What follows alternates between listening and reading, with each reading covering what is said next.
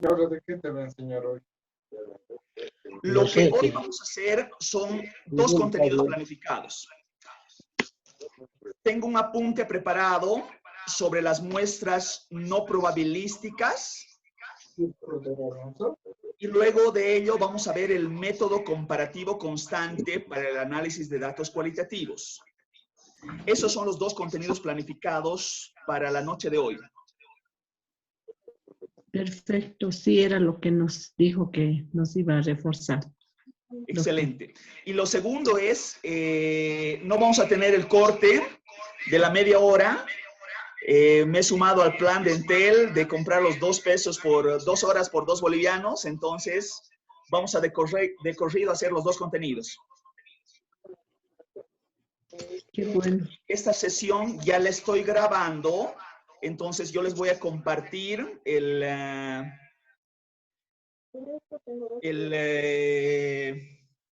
video.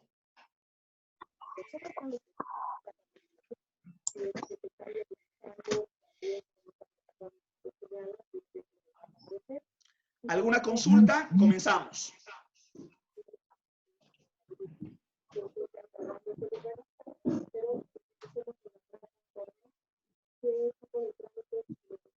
Ya, comienzo entonces. Comencemos. Les voy a compartir una primera pantalla, que es un punteo que me sirve para hablar el tema del muestreo.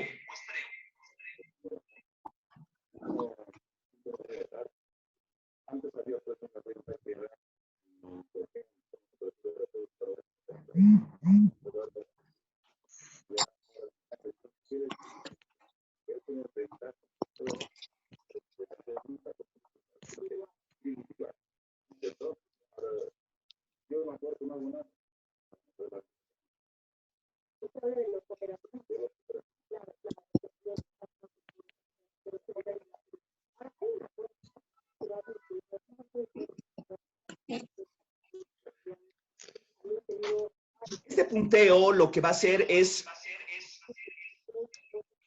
ejemplificar algunos tipos de muestreos no probabilísticos. Como es de conocimiento de ustedes, el análisis cualitativo lo que hace es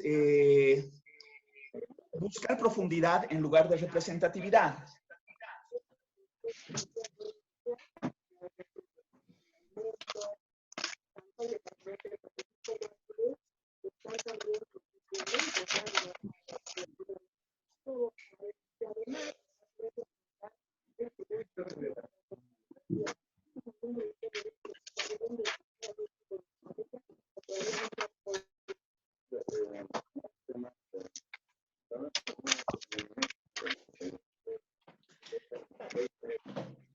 Entonces, lo que vamos a ver es que el tamaño de la muestra no es muy importante desde una perspectiva probabilística.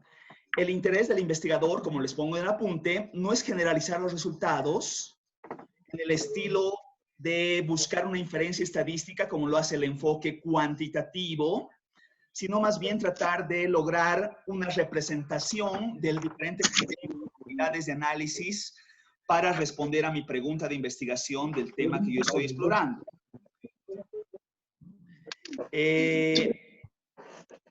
La estrategia es primeramente trabajar con una muestra inicial que tome en cuenta la capacidad operativa de recolección de la información.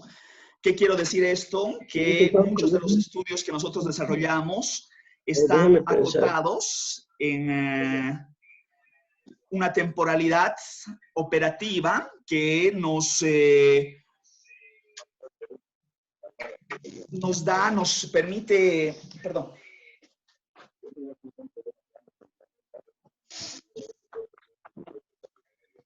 que nos permite saber cuánto tiempo es que nosotros vamos a necesitar para realizar nuestra investigación. Entonces, en esta capacidad operativa, si pensamos en una investigación que nosotros estemos desarrollando por un transcurso de, pensemos, un par de meses, en un par de meses se hace complicado realizar 200 entrevistas, por decir algo.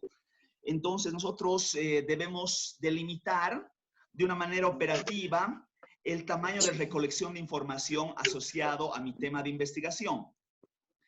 El número de casos a recabarse debe ser el necesario para lograr un entendimiento del problema, del fenómeno de investigación que esté desarrollando. No existe un recetario de decir, este es el número de casos que debería realizarse, sino más bien existe una serie de pautas que me permiten saber cuáles podrían ser algunos indicios para tener en cuenta cuántas unidades de análisis yo necesito recabar. En este sentido, lo que se hace es ver cierta frecuencia, cierta recurrencia de algunas otras investigaciones que habrían realizado alguna toma de dato en función del tipo de diseño a utilizarse. Se dice también que la muestra inicial puede o no modificarse e irse creando a medida que se transcurre la investigación. El apunte que les refiero de considerar muestras grandes en muchos casos puede ser inmanejable, ya que se busca profundidad más que representatividad. Por tanto, en el estilo de una inferencia estadística en un enfoque cuantitativo donde realmente las muestras son bastante grandes, en este caso se sugiere acotar a pocos casos a razón de poder lograr un mejor entendimiento del fenómeno de estudio. El tamaño de muestra generalmente no se lo fija a priori, sino que se busca la saturación teórica. Recuerdan que les decía que la saturación teórica comprende recabar unidades de análisis, analizar, dato análisis, hasta lograr el entendimiento de una categoría que me permita conocer mejor el fenómeno de estudio. Y cuando las unidades de análisis están replicando sus respuestas, yo habría logrado una saturación teórica. Una tabla de casos a manejar me permite agregar ciertos casos y omitir posiblemente algunos que inicialmente se tenían pensados y que ya no aportan con información al fenómeno de estudio. Y yo puedo, en cierta forma, tener en cuenta experiencias pasadas de otros estudios cualitativos realizados para tener algún indicio del número de casos que podría utilizar. Por ejemplo, se dice que los estudios etnográficos ven entre 30 a 50 casos, pero su temporalidad es bastante extensa en el tiempo. Existen estudios que se llevan por muchos años. Si bien yo estoy hablando de 30 a 50 casos, la ejemplificación de estudios etnográficos nos habla de estudios que se han realizado por 8, 10, 12, 15, 20 años, ¿no? Es decir, realmente son muy extensos en el tiempo, por lo cual, independientemente de los casos, la temporalidad es la unidad que predomina en cuanto al tiempo que yo requiero explorar a profundidad un fenómeno de estudio. Se dice que cuando se habla de estudios de caso en profundidad, se presume que entre 6 a 10 casos podría ser una medida adecuada. Cuando se realiza grupos focales, que es algo que verán en el siguiente módulo, se piensa que un grupo focal que esté dimensionado entre 6 a 10 personas podría ser lo adecuado. Si son menos, lo conveniente es hacer una entrevista. Si son más, de pronto se hace una entrevista grupal un tanto difícil de llevar. Y si el tema es demasiado profundo de desarrollar, se sugiere hacerlo en varias sesiones. Generalmente se estila que un grupo focal deba durar entre 30 a 45 minutos, a más tardar 1 hora. Grupos focales que se extienden más de 1 hora tienden a ser pesados y la gente ya no está dispuesta a responder, pero es algo que seguramente van a ver en su siguiente módulo. Se sugiere comenzar con la identificación de un ambiente propicio. En algunos casos se podría levantar el dato en un ambiente naturalista. ¿Qué quiero decir con esto? De que es mejor estudiar las unidades de análisis en el mismo lugar donde se realiza el fenómeno, porque se genera una especie de ruido cuando se transfiere a las unidades de análisis a otro ambiente que no es el propio, donde posiblemente las personas indagadas terminan siendo extraños y en algunos casos se cohíben en su respuesta. Todo ello se convierte en una unidad de análisis que luego me permitirá el entendimiento al momento de sistematizar la información. Las muestras generalmente son guiadas por los propósitos de estudio. Aquí les pongo algunos ejemplos de algunas muestras no probabilísticas.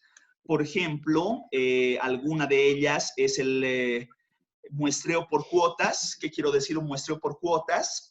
Si se sabe que de un universo de estudio donde están ubicadas las diferentes unidades de análisis, existe una proporción de alguna característica observable que yo conozco de ese universo, entonces podría propiciar a que la muestra no probabilística que yo esté levantando replique las mismas cuotas de esas proporciones que trae consigo el universo. ¿Qué quiero decir? Imagínense que estamos hablando de un universo de 1000 personas, pero de pronto se hace complejo de ese universo de 1000 personas realizar entrevistas a las 1000 personas. Pero yo sé que de esas 1000 personas, 800 de ellas son varones y 200 de ellas son mujeres. Es decir, un 80% son varones y un 20% son mujeres. Y hace una cuota de cómo está conformada ese universo. Entonces, yo como un muestreo no probabilístico, podría levantar en lugar de 1000 solamente 10 datos, me estoy inventando, y de esos 10 datos replicar la cuota de decir 8 varones, 2 mujeres, a razón de replicar la proporción que trae consigo el universo. En este caso no estoy logrando representatividad, simplemente estoy tratando de transferir la lógica de la conformación que trae consigo el universo de análisis. Puedo también realizar un muestreo no probabilístico deliberado, donde las unidades de análisis se las elige por su conocimiento, posiblemente por su experiencia, posiblemente por lo que las características que lo facultan como una unidad de interés para el objeto de estudio. Si hablo de un muestreo deliberado, es que yo elijo a la persona de una manera intencionada y trato de recabar por su amplio conocimiento, trato de realizar una entrevista, trato de conocer a profundidad lo que me tiene que decir esa unidad de análisis. Ya les había hablado de otro tipo de muestreo no probabilístico, que es el bola de nieve, que trata de explorar en ciertos fenómenos de compleja inmersión a campo, donde las unidades de análisis no se las puede encontrar fácilmente. ¿Qué quiero decir con esto? Que de pronto, si el fenómeno es tan complejo como hablar de trata y tráfico, por decir algo, ya de pronto encontrar a un padre víctima de su hijo que sufrió trata y tráfico se hace muy complejo.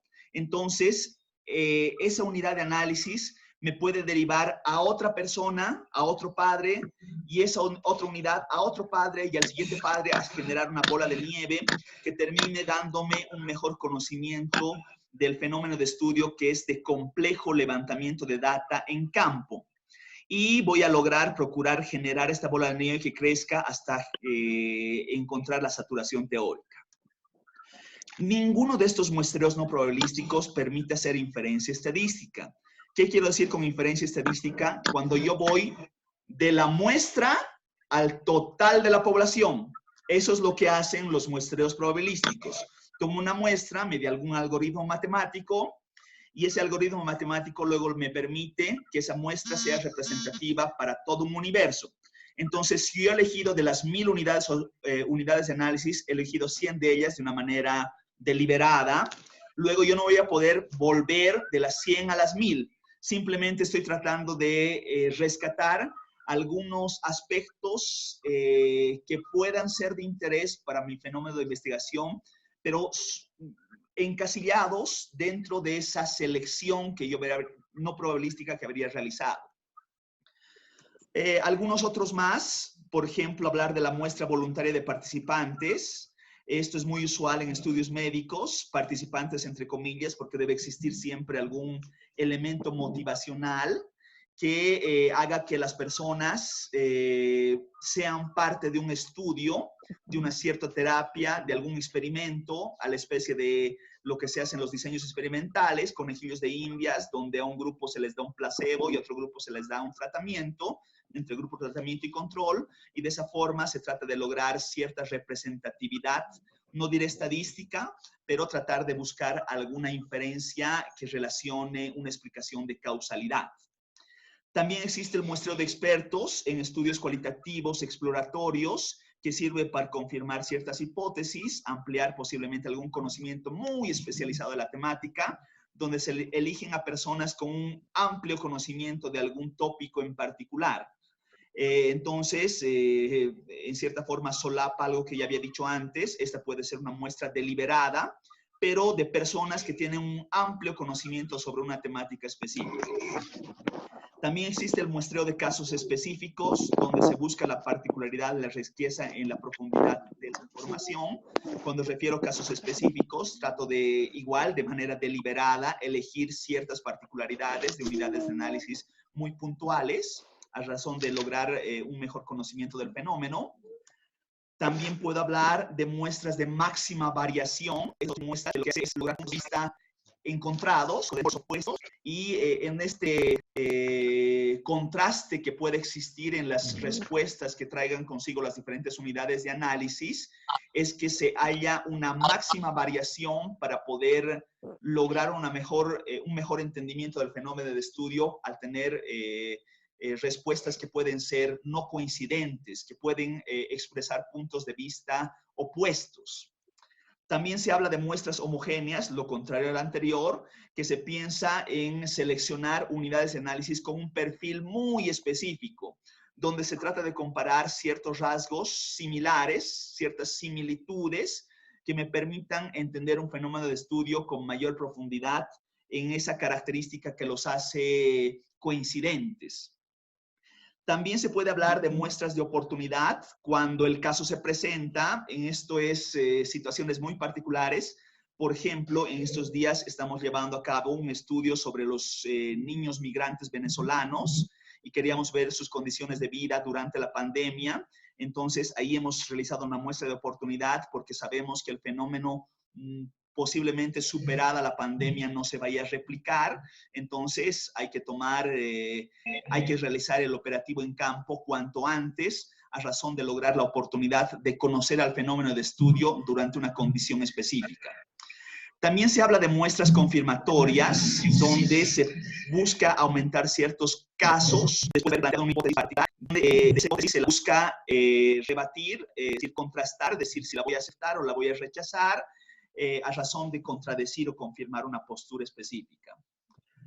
Este es un apunte realmente muy somero, muy por encima de lo que tratan las muestras no probabilísticas.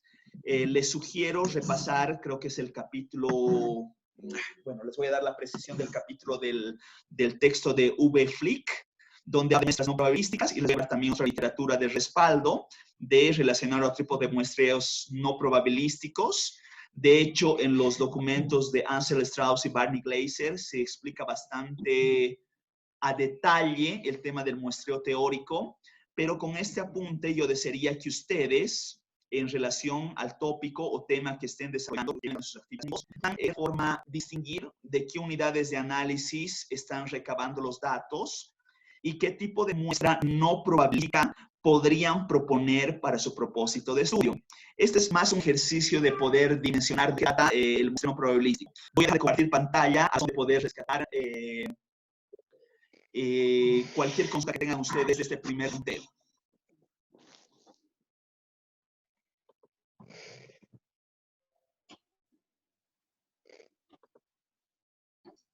¿Aló? ¿Me han podido seguir en la presentación? Sí. Sí, doctor, una consulta. Por favor. Sí, sí. La última lista que del tipo de muestreo ya no serían los probabilísticos y está dentro de los probabilísticos. Todo lo que les he pasado es muestreo no probabilístico. Es un punteo de diferentes muestreos no probabilísticos. Ok, gracias. Buenas noches. Yo tengo dos preguntas, por favor. Por favor.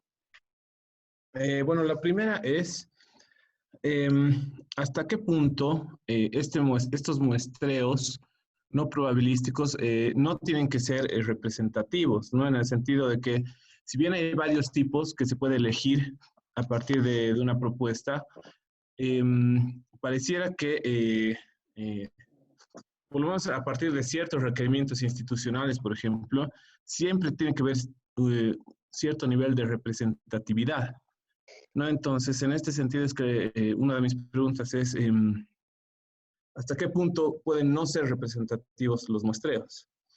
Y Ya. lo otro que quería preguntarle es,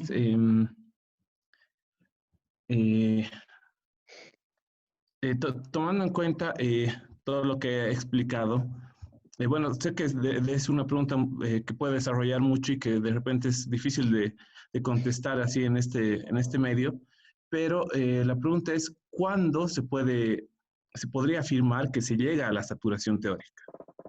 Lo cual supongo que depende de qué teoría se utiliza también, ¿no? Entonces, o qué conceptos o qué nociones básicas, ¿no? Pero no sé si nos puede dar alguna pauta de cuándo se llega a esa saturación teórica, por favor. Claro que sí. Empiezo por la primera pregunta. El listado de los tipos de muestreo que les he compartido en la presentación, ninguno de ellos es representativo en la esencia de lograr inferencia estadística. ¿Todos me comprenden qué quiero decir con inferencia estadística? Que es ir de la muestra hacia la población, ¿no es cierto? Esa sería la lógica.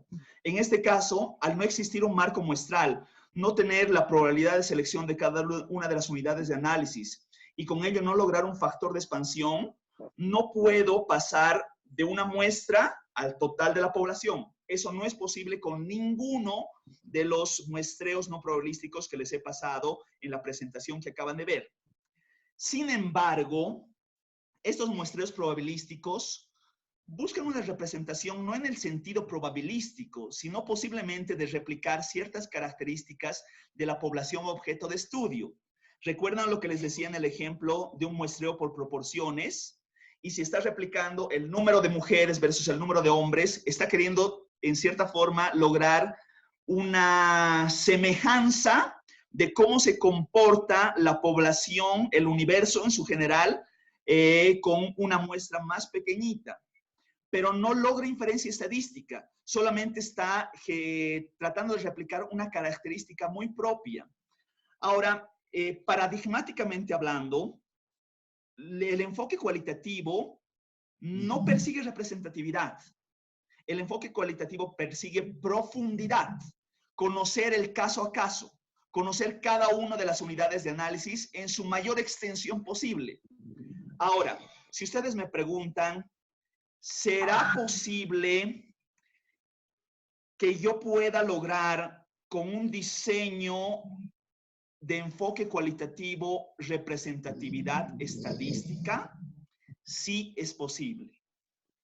En algunos casos, se busca que algunos estudios que quieren reflejar los resultados para todo un universo generen un diseño probabilístico que me permita ir de la muestra al total de la población, pero sin perder el tema de levantar entrevistas, de lograr profundidad, de conocer las unidades de análisis con mayor precisión. Les voy a compartir un estudio que realizamos en Riberalta de niños en trabajos peligrosos, donde si bien el enfoque que se realizó para ese estudio era cualitativo, se realizaron entrevistas, la forma de seleccionar a las unidades de análisis fue probabilística. La razón de ello es que nosotros queríamos una representatividad del grupo de estudio. Entonces, si yo soy purista en el enfoque, desde la mirada paradigmática, metodológicamente hablando, un enfoque cualitativo no persigue representatividad. Si yo soy un poco más pragmático y estoy buscando representatividad en un estudio independientemente del enfoque, lo que voy a hacer es buscar un muestreo, no de los que les he puesto en listado, sino un muestreo de características probabilísticas que me permitan ganar lo mejor de los dos mundos, representatividad y profundidad a la vez. Existe una gran cantidad de críticas al respecto de que algún metodólogo dice, ¿cómo es posible que un enfoque cualitativo esté persiguiendo representatividad? Es cierto, pero también debo reflejar de que existe una gran cantidad de estudios que lo hacen. ¿Sí? No sé si con eso respondió la primera pregunta. Sí, gracias. Vale, voy a la segunda entonces. Les decía que la saturación teórica es un concepto muy propio de teoría fundamentada, donde se persigue que a través de este muestreo de bola de nieve, intuitivamente se sepa cuántas unidades de análisis yo requiero relevar.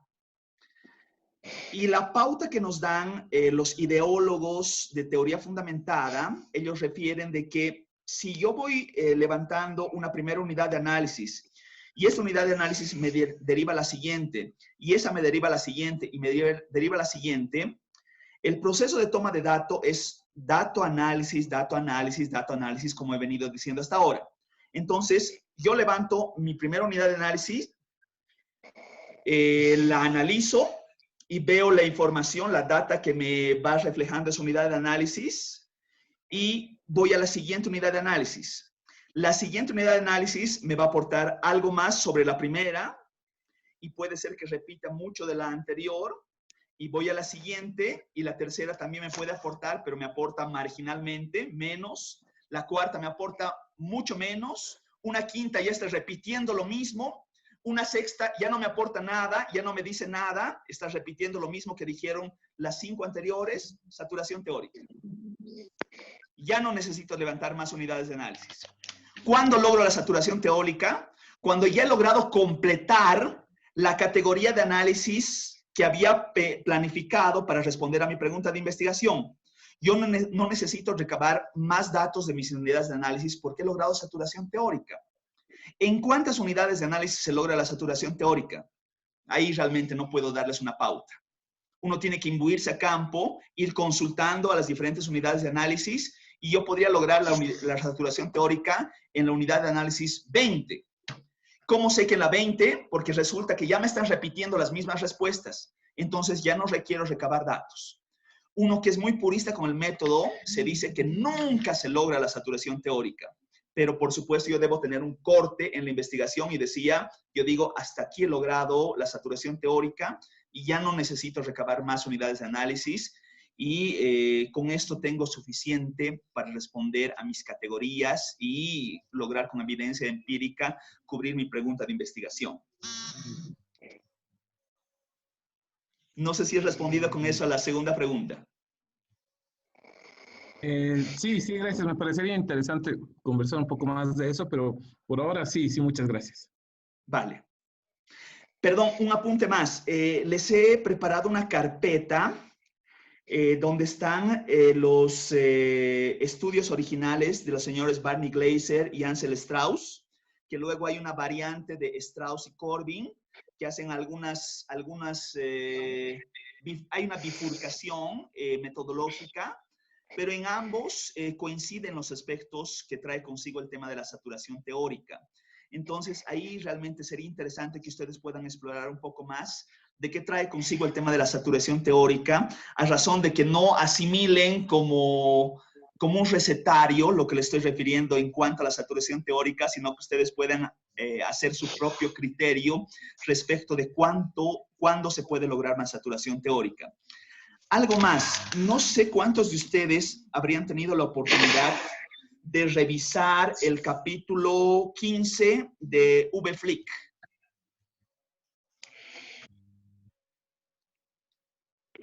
Ya, solamente les decía como una lectura sugerida. El capítulo 15 de VFLIC habla del tema de codificación y categorización. En ese capítulo explica bastante bien el tema de la saturación teórica y casi está repitiendo algo que les acabo de referir. Y sería interesante, que es con el ejercicio que nos viene a continuación, con ese texto ustedes puedan hacer la distinción entre lo que es la codificación abierta, la codificación axial y la codificación selectiva, que es lo que vamos a hacer en un momentito más. Por favor, si existe alguna otra pregunta, me indican. Profesor, tengo una pregunta. A veces operativamente por temas de recursos o tiempos, cuando uno entra en campo, se entra como a hacer un barrido de un cierto universo de personas, ¿no? Que es posible que en algún caso no le permitan llegar a la saturación teórica, pero es con lo que uno cuenta, digamos. ¿Qué mecanismos hay para corregir este tipo de situaciones que a veces también las define la entidad que solicita la investigación, etcétera, y hay que ajustarse a eso? Y si se puede cubrir con fuentes secundarias. Bueno, a ver, empezaré por atrás. Siempre está sugerido el no usar una sola fuente de información. La triangulación de las diferentes fuentes y los diferentes métodos es una forma conveniente de explorar de una manera más rigurosa el fenómeno de estudio. ¿Qué quiero decir con esto? Lograr una revisión documental ampulosa, lograr la observación de campo junto con la indagación directa de manera individual y grupal es siempre recomendado, y entre las diferentes fuentes de información voy a tener un mejor conocimiento que si solamente hiciese entrevistas. ¿No es cierto? Ya, con las entrevistas que habría logrado en este desfase que se refería en el hipotético de que yo tengo que hacer un barrido, voy a campo, levanto de una manera azarosa las 50 entrevistas, tengo un día para hacer esto y he levantado las 50 entrevistas. Estoy más que seguro que sistematizando las 50 entrevistas que habría logrado en ese día, haciendo este barrido, tengo una sobresaturación de información para lo que estoy tratando de investigar. Es muy posible que lo que haya logrado en esa primera inmersión no haya explorado algunos temas que yo los he dejado en tintero, que los he dejado tal vez no los he dimensionado suficientemente bien. Entonces, en ese caso, lo que necesariamente se va a requerir es hacer una segunda inmersión a campo para poder conocer mejor el fenómeno de estudio. Pero lo cierto es que no existe un protocolo que me permita decir cuántas inmersiones a campo, cuántas unidades de análisis debo hacer en un tiempo delimitado. Existen ciertas pautas, como les decía, producto de la experiencia de otras investigaciones realizadas, de cuántas unidades de análisis se debería recabar. Lo que yo podría decir es que, ¿cuántas unidades de análisis debe recabar? Las suficientes.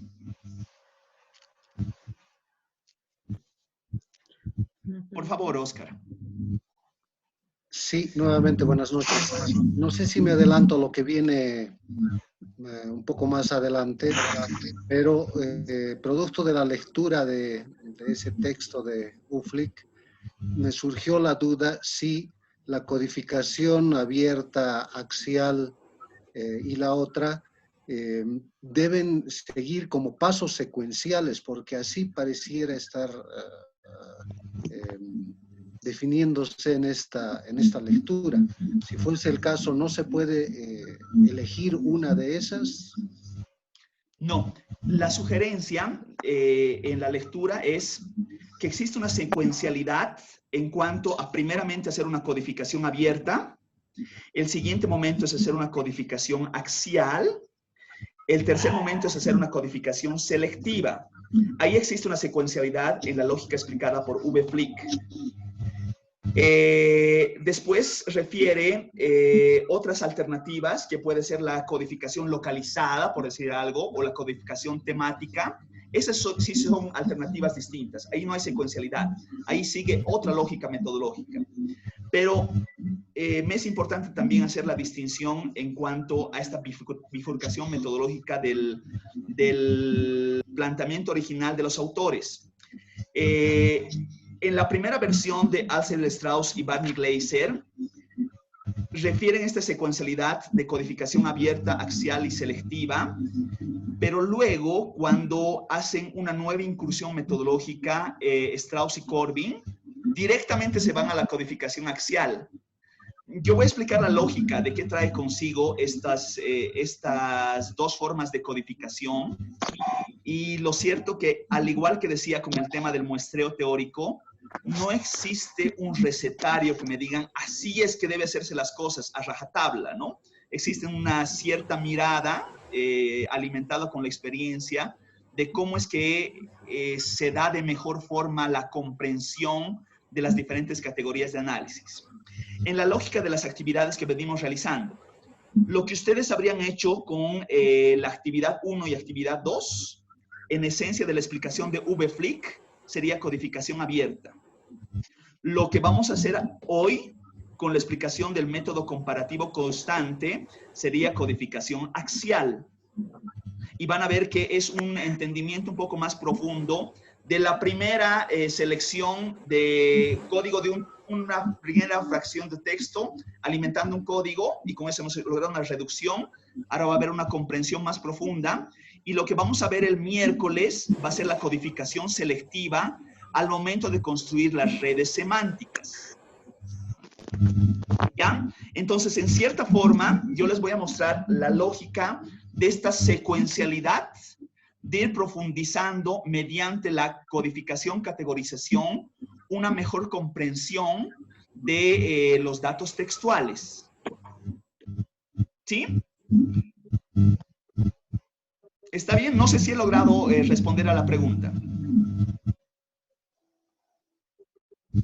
Perdón, Oscar. Perdón, para ahora mí sí. sí, gracias. Vale. ¿Alguna otra pregunta? Pasamos al siguiente contenido. Sí, yo puedo preguntar. Por favor. De los tipos de muestra no probabilística que nos indicaste, solamente las tres primeras, la de por cuotas, deliberado y de la bola de nieve, son las que no permiten la estadística. Todas. El resto... Todas las que he explicado hoy. Ay, ay, ya. Bueno, gracias. ¿Algo más? Sí, le tengo una Por consulta. favor, Rodrigo. Gracias. Hemos hablado de lo que es la saturación teórica. Me surge la duda, ¿qué pasa cuando no llegas a la saturación teórica? Es decir, digamos, has diseñado 50 entrevistas y no llegas a una saturación con las 50. ¿Qué pudo haber pasado? De pronto el tema es muy amplio. ¿Tu enfoque está siendo mal orientado? A ver, voy a seguir el supuesto de después de 50 entrevistas no haber logrado la saturación teórica. Tendría que hablar de un fenómeno tan específico que resulta que la singularidad no me permite generar un patrón entre las diferentes unidades de análisis. La experiencia, si uno revisa los diferentes estudios que habrían utilizado el tema de la saturación teórica como un criterio para lograr entender entre las diferentes unidades de análisis, siempre he encontrado que se logra la saturación teórica después de indagar un cierto número de unidades de análisis. El investigador siempre logra encontrar la saturación teórica. Les pongo un ejemplo.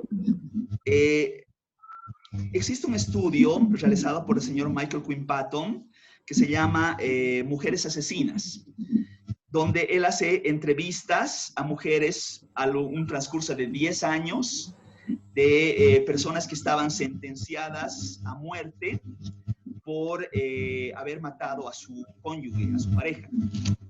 Entonces, uno pensaría de que él ha realizado algo más de 200 entrevistas, que en 200 entrevistas le habría costado bastante lograr una saturación teórica y que cada uno de los casos trae una singularidad muy propia, ¿no? Es decir, no creo que los motivos sean coincidentes, tal vez algunos causales, tal vez algunos elementos. Pero pese a ello, entre las 200 entrevistas logradas, él encuentra elementos recurrentes entre todas ellas, ¿no? Encuentra ciertos aspectos que tienen que ver con una pareja, no sé, pues que tenía ciertas características machistas, una familia fragmentada, ¿no? Así muchos aspectos que terminan siendo coincidentes y otros que pueden no serlo. Pero quiero decir que en una singularidad tan exquisita como la que estoy refiriendo de muchas entrevistas que traen su propia historia de vida, el investigador tiene que procurar lograr comprender ciertos elementos que se hacen recurrentes a lo largo de las diferentes unidades de análisis. Si me voy al caso extremo, donde el señor Michael Quinn Patton hubiese extendido su investigación no a 10, sino a 20 años, y no hubiese realizado 200 entrevistas, sino 500, yo pienso que de igual forma hubiese tenido que procurar cierta recurrencia entre las diferentes unidades de análisis que le permitan un cierto entendimiento del fenómeno, ¿no es cierto? Es decir, podría haber realizado entrevistas de por vida, como que lo sigue haciendo, pero tenemos que, en cierta forma, lograr direccionar todas estas unidades de análisis y su sistematización en data a alguna conclusión que me permita entender el fenómeno, ¿no es cierto? Es decir, si yo soy realmente muy perfeccionista en cuanto al método, voy a pasarme la vida realizando entrevistas sin nunca haber logrado una saturación teórica. Pero en este hipotético del ejemplo que usted daba de 50 entrevistas donde las 50 personas han dicho algo completamente distinto, yo presumo que se puede lograr cierta comprensión de algunos elementos que se hacen coincidentes entre las 50 entrevistas. No creo que sea del todo distintas las 50 entrevistas, sino habrá ciertos elementos que nos den luces del entendimiento de este fenómeno. Para contar una experiencia relativamente cercana, nosotros teníamos, por un encargo de una consultoría que realizamos, realizar una investigación sobre la cultura afro-boliviana, y en las especificaciones que se nos solicitaba teníamos puntos específicos donde levantar la data, porque, bueno, pues la población afro-boliviana no se encuentra dispersada por todo Bolivia, sino hay puntos muy particulares, y se tenía dimensionado hacer un cierto número de entrevistas. Lo cierto es, para solamente ir sobre el punto, si inicialmente nosotros teníamos planificado realizar 400 entrevistas, resulta que de las 400 entrevistas, ni con el 10% de ellas ya habíamos logrado la saturación teórica, donde la recurrencia era bastante evidente. Y el otro 90% ha terminado corroborando lo que en el 10% inicial ya habían afirmado. ¿Sí? Profesor, ¿puedo hacer una pregunta? Por favor. Ya. Si no se logra la saturación teórica, ¿se puede inferir que la pregunta no está bien realizada? Tal vez. Que es muy amplia, que da lugar a muchas respuestas, que no se ha focalizado bien el tema, tal vez, no sé, profesor, a ver. A ver, yo les pongo un ejemplo.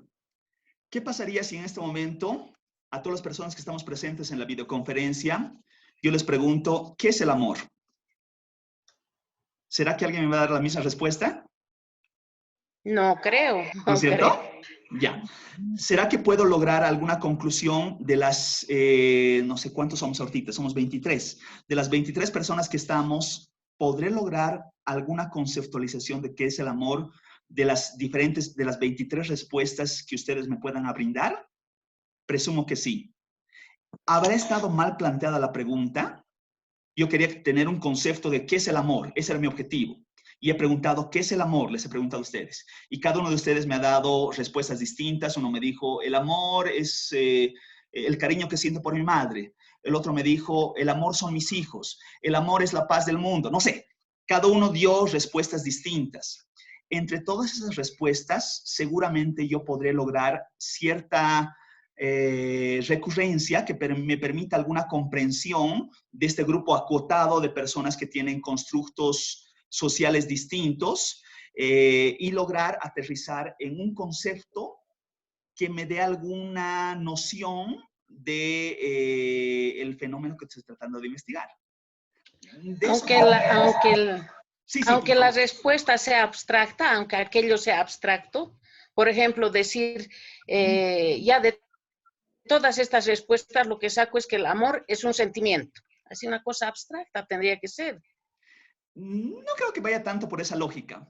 Posiblemente en la misma idea hagan el supuesto que estoy haciendo mi ejercicio de qué es el amor con el Atlas T. Y seguramente, entre todas las respuestas que ustedes me brinden, voy a empezar a generar categorías de análisis. Algunos dirán, el amor es familia. Otros me dirán, el amor es un sentimiento. Otros dirán, el amor es dinero. No sé, me estoy inventando, ¿no?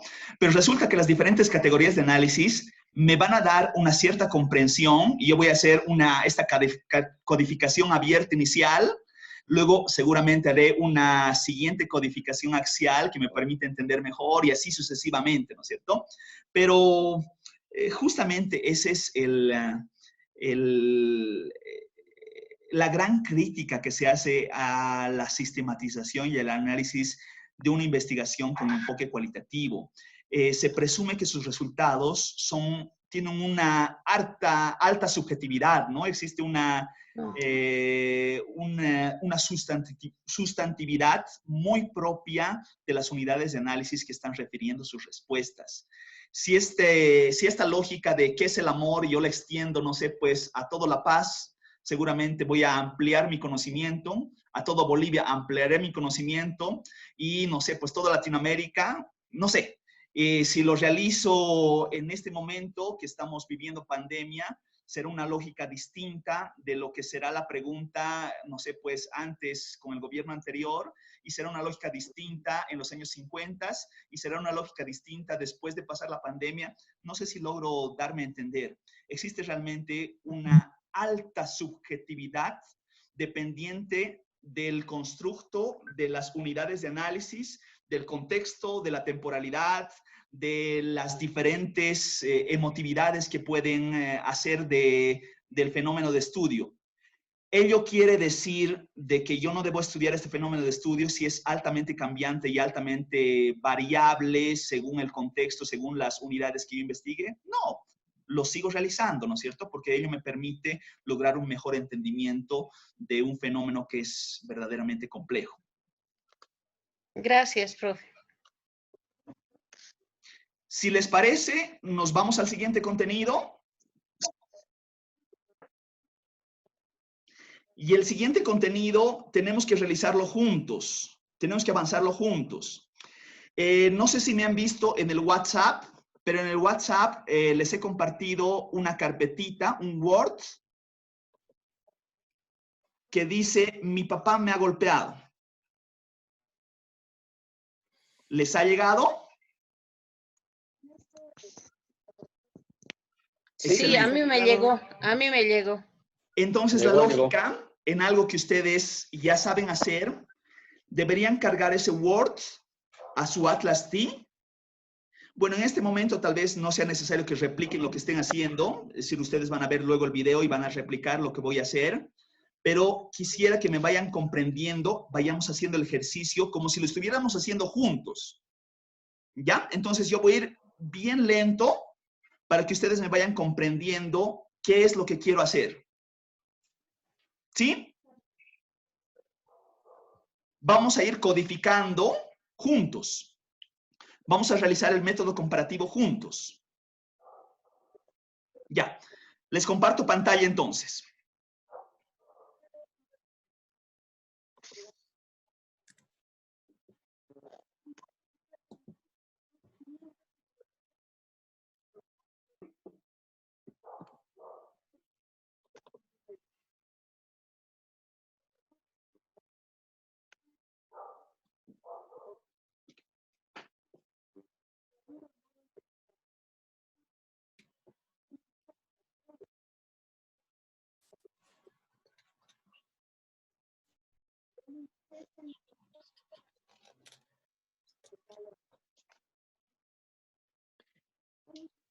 Ya.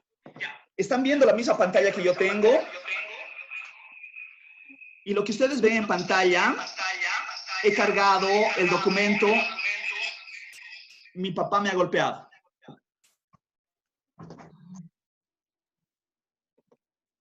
Y lo despliego allí, en pantalla.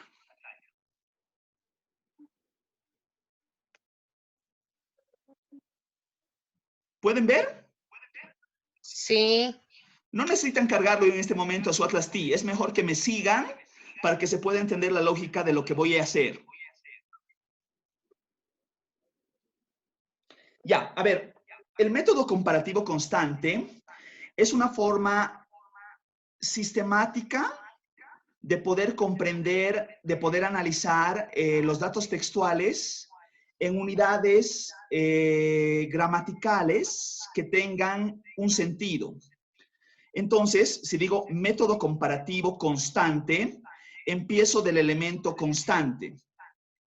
El elemento constante refiere a esta unidad gramatical que tenga algún sentido, que tenga alguna lógica de entendimiento para el fenómeno que estoy tratando de investigar.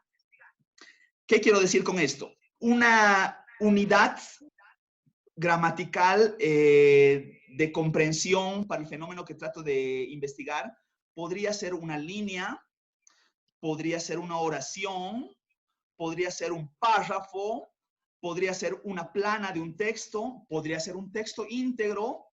Entonces, si yo hablo del elemento constante, lo que tengo que hacer es primeramente elegir esta unidad gramatical que dé sentido a las ideas que se van expresando en la indagación que yo habría realizado a la unidad de análisis. Por ejemplo, si ustedes ven en pantalla, yo tengo 5 líneas. ¿Se logra ver eso? Yo digo 1, 2, 3, 4, 5. ¿Sí? Sí. Excelente. Para contextualizar, esta pequeña fracción de texto vendría a ser una entrevista que se realizó a un niño víctima de violencia intrafamiliar. ¿Sí? Yo sé que no todos somos expertos, no todos somos psicólogos, no todos vemos la temática, pero intuitivamente conocemos de qué trata el fenómeno. ¿Ya? Si intuitivamente conozco de qué trata el fenómeno, ustedes podrían dar violencia, si existen la violencia intrafamiliar. ¿Alguien se viene? Creo que un amigo, compañero puede explicar mejor esto.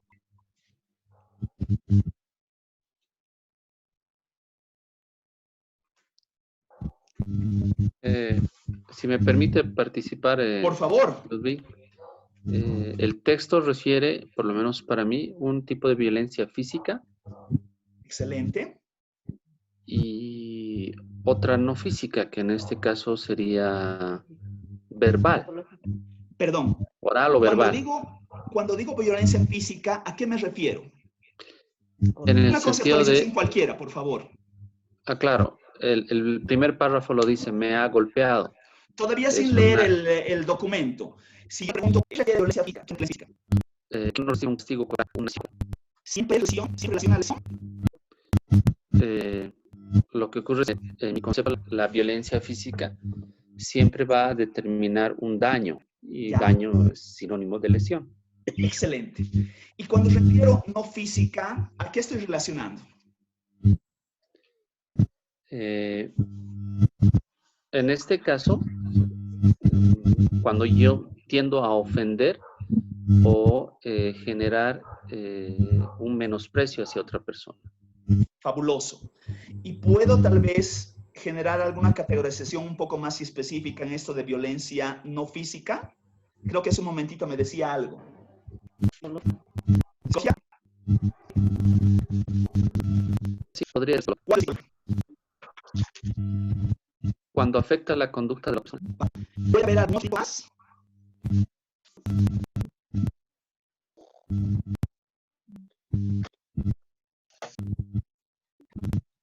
¿Se habla de violencia verbal?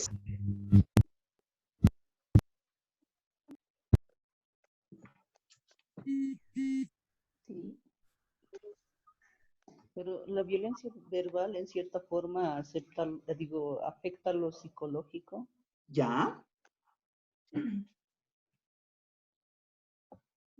Ya, bueno, puedo ser mucho más específico. Lo cierto es que estamos relacionando cierta conceptualización de una manera muy intuitiva, que seguramente requerirá de algún sustento conceptual, no sé, algún método que permita tener un mejor entendimiento del fenómeno. Pero, por favor, para los días de la cierta conceptualización, para un ciudadano que dan conceptos con los obras, una vez muy cita y un poco da una fundación, es decir, según la academia, el manual psicólogo, entonces no estoy usando todo ese argumento, pero en cierta forma estoy tratando de relacionar cierta conceptualización de manera activa. Entonces, ¿qué quiero decir con esto? Voy a hacer el elemento constante que son las líneas, y aquí tengo líneas, y analizar línea a línea, voy a categorizar línea a línea cada una de esas ideas que me dejan mencionar si es una opinión de violencia familiar que ha respondido posiblemente a una relación abierta. Entonces, si permite, si alguien me ayuda, por favor, a leer la primera línea. Mi papá me golpea muchas veces. Excelente. Si dice mi papá me golpea muchas veces y piensen que yo pinto esa fracción del texto y luego abro la herramienta de codificación, ¿con qué tipo de categoría podría nombrar a esa primera línea? En función de la explicación que acabamos de recibir. Violencia física. Excelente. Entonces pongo violencia física. Digo, ya he codificado para mi primera categoría de violencia física. El siguiente paso es el siguiente. Me abro un blog con el cursor, voy a tratar de ser imperceptible, pero aplico ahí un memo, me aparece el despliegue que ustedes tienen en pantalla y digo, nota 1, digo, ok.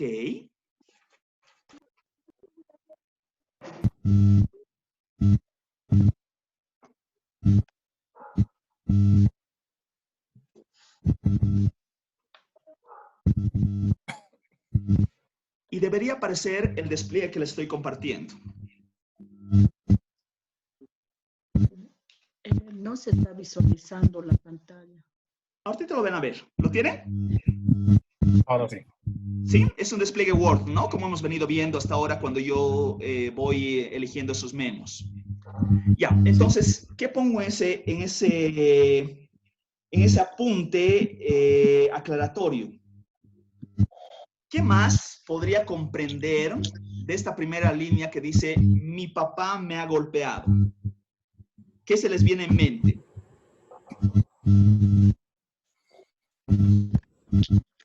¿Quién es el agresor? Que tal vez tiene un padre violento. ¿Perdón? El padre vendría siendo el agresor. Voy a poner así. El agresor... Probablemente sí, porque los niños son agredidos por su padrastro y por su patrón, pero un poco se refieren a un padrastro como padre. Excelente. Sea su padre. No sé, estoy leyendo esa pequeña fracción de texto. Y lo que usted me ha dicho es sumamente importante porque dice, los hijos generalmente se refieren al padre biológico como papá y al padre, ¿cómo se dice? No, al padre, no sé qué decir. No, biológico como padrastro. No sé, tu nombre, ¿no? ¿Qué me llama la atención la primera línea?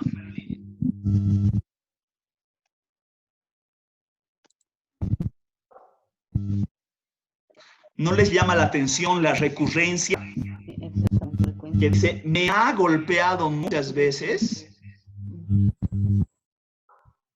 Sí. ¿Qué es obviamente de eso que dice muchas veces? Que la agresión es constante. Ha habido recurrentes instalando porque antes no hubiera advertido que estaba. Por eso dicen muchas veces que siempre con lo constante. Pero si el último me dice si lo sienten bien. Entonces, que recién se ha referido al evento. Bueno, creo que eso me sirve para ilustrar lo que estoy haciendo. Esta pequeña notatoria es la nota del investigador que está analizando esta unidad gramatical por sí sola. Está tratando de generar un mejor entendimiento de esta línea. ¿Sí? ¿Se entiende eso? En esta parte pondríamos nuestras hipótesis de lo que interpretamos de esta canción. Hipótesis, conclusiones, implicados, lugar, situación, absolutamente todo.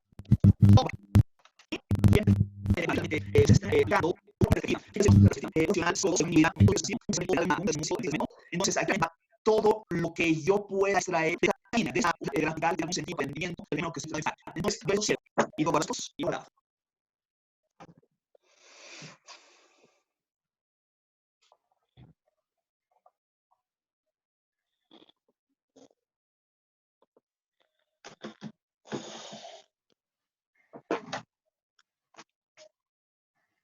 Me voy a la segunda línea. Ahorita se va a ver la pantalla.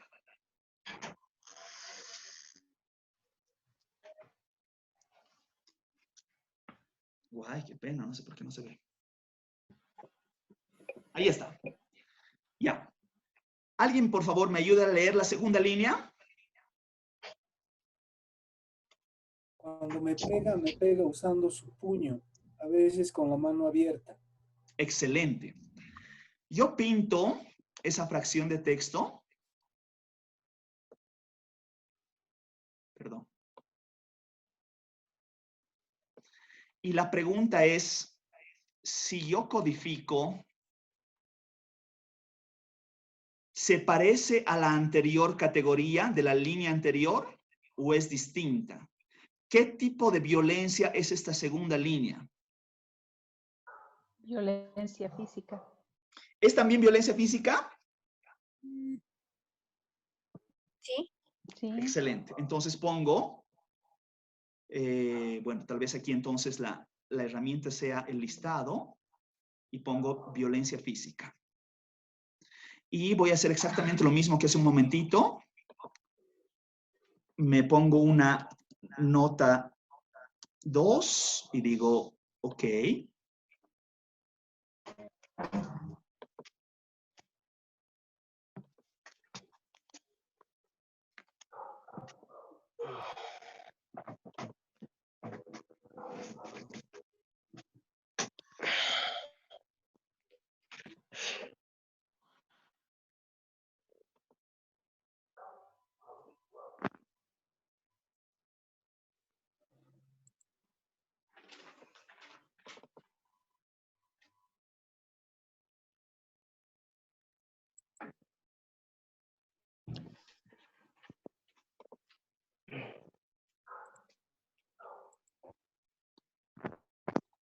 ¿Qué debería poner de esta segunda línea?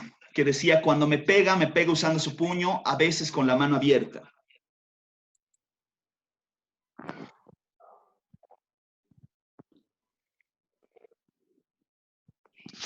Que el padre de familia hace conscientemente estos golpes, este maltrato, porque el niño no dice que, por ejemplo, está en un estado con alcohol y que el golpe que le da al niño es consciente, primero, y que lo golpea no solamente con el puño, sino que también utiliza la mano abierta, significa que, digamos, tal vez forcejean o hay otro tipo de violencia más fuerte, ¿no? Porque él describe, y es lo primero que recuerda, entonces utiliza las manos el padre, usa los pies. ¿Tendrá implicancia el que pegue con puño y que pegue con abierta? ¿Significa algo?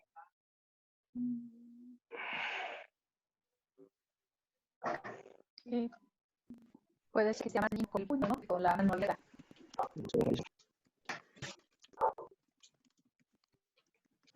¿Cuál es más común o con abierta?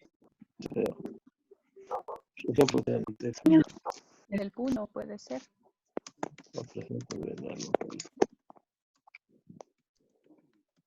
Ya. ¿Se les viene algo más en mente? No refiere que está siendo golpeado con algún otro instrumento. Básicamente, el instrumento es la parte física del padre.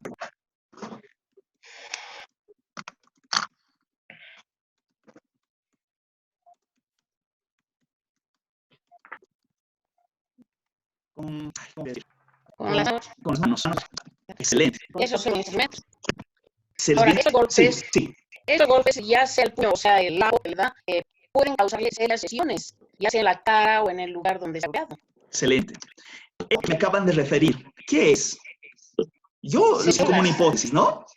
Son las secuelas, ¿no? Posiblemente, así tendríamos que poner como hipótesis, posiblemente el daño podría causarle secuelas severas. Creo que es mucho extenso, pero es lógica. Entonces, si no,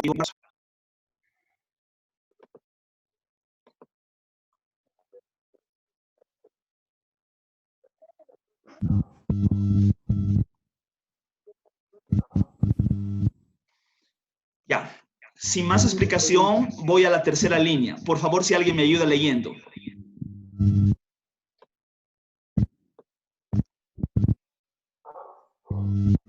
Todavía no ha aparecido, ¿no? Ahorita aparece. Ahí está. Alguien, por favor, si me ayuda leyendo.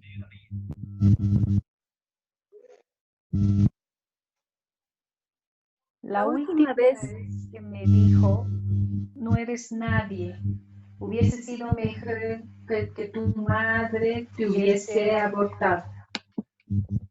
Excelente. Esta tercera línea podrá ser categorizada como las dos anteriores o es una categoría distinta. Distinta es violencia verbal. Excelente. Entonces, herramienta de codificación y digo violencia verbal. Y la pregunta que hacíamos de inicio, ¿consideramos violencia psicológica? Pero la violencia verbal siempre va a tener violencia psicológica. ¿O qué dice el doctor? El doctor sabe más que Por nosotros. favor, ¿nos podría ayudar a ilustrar? Yo comentaría solamente que la violencia de golpes es porque divide Generalmente, eso sí, realizar violencia psicológica sin hacer violencia verbal. Yo pienso que sí, que hacer algún tipo de agresión, ¿no? Es decir, el mismo hecho de la iglesia, no prestar la atención a un niño puede ser parte de violencia psicológica sin que ello implique violencia verbal. Estoy hablando muy intuitivamente, no soy experto en el tema. No, existe. Cuando yo era pequeña, mi abuela no necesitaba hablarnos. Con solo mirarnos ya sabíamos que o teníamos que bueno, ella no necesitaba hablar, nos manejaba, como decimos vulgarmente, con la mirada. Excelente, ese es un buen ejemplo. Entonces, quiero decir intuitivamente hablando de que la violencia psicológica no necesariamente implica violencia verbal. Sin embargo, por lo referido, lo que dice no está bien, dice mejor, tu madre te hubiese cortado. Estoy poniendo ambas cosas, violencia psicológica y violencia verbal. Entonces, estoy dando dos categorías a una misma línea. Y digo, ok, y vean que se ha marcado acá, violencia verbal, violencia psicológica. Lo que sí tengo claro es que no es violencia física, como había hecho las dos líneas, como había categorizado las dos líneas anteriores. Entonces, lo que voy a hacer ahora, sobre esa pequeña fracción, me abro mi nota 3.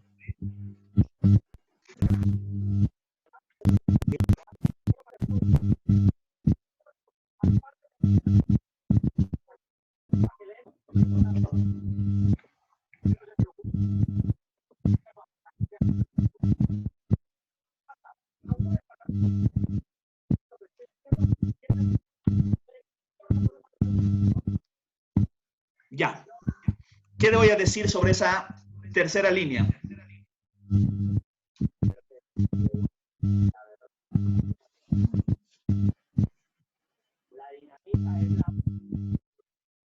Habría tal vez que preguntarse si el niño tiene una madre que vive o una madre que ha fallecido, porque y qué rol juega ella en este entorno familiar.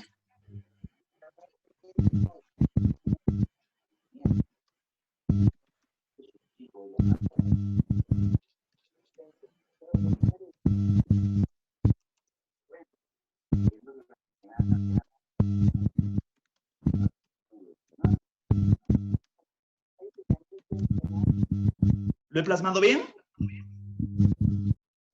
Sí. ¿Qué más? Existe un deseo escondido de querer la ausencia del menor.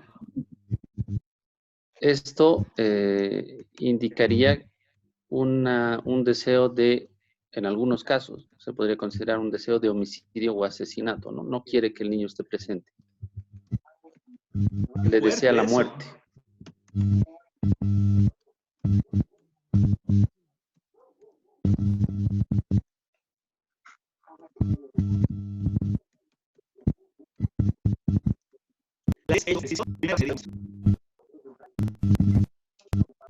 parece muy profundo, es último. ¿Qué implicancia tiene que a una persona le digan, no eres nadie?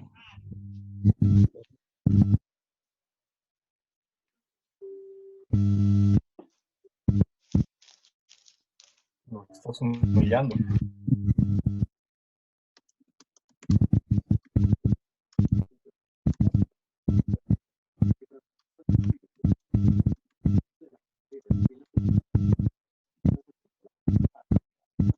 ¿Qué más?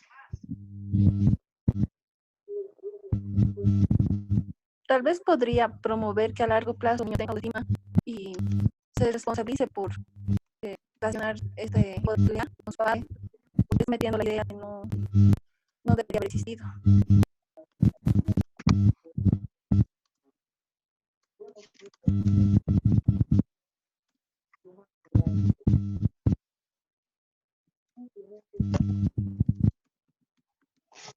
Ya, no sé si he redactado bien. ¿Sí? ¿He capturado la idea? Ya, pero otra vez, vamos a la misma esencia. ¿Qué estamos haciendo hasta ahora? Voy a seguir con la cuarta y la quinta línea. Elemento constante, línea a línea. ¿Ya? Voy a cerrar esta nota para irme a la siguiente pantalla. Recuerdo que tú eres parte del directorio y parte de esta asociación.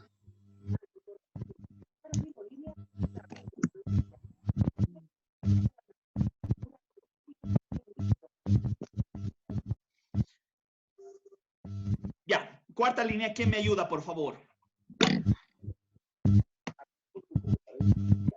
Ahorita aparece.